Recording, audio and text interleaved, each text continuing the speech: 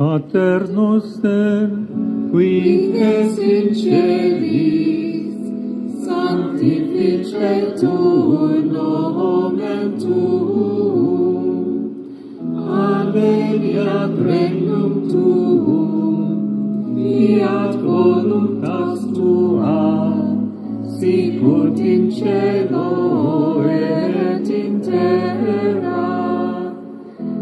Panem nostrum quotidianum da nobis hodie, et dimitte nobis debita nostra,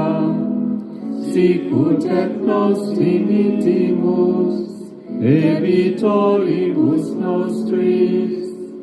et ne nos inducas in tentationem, sed libera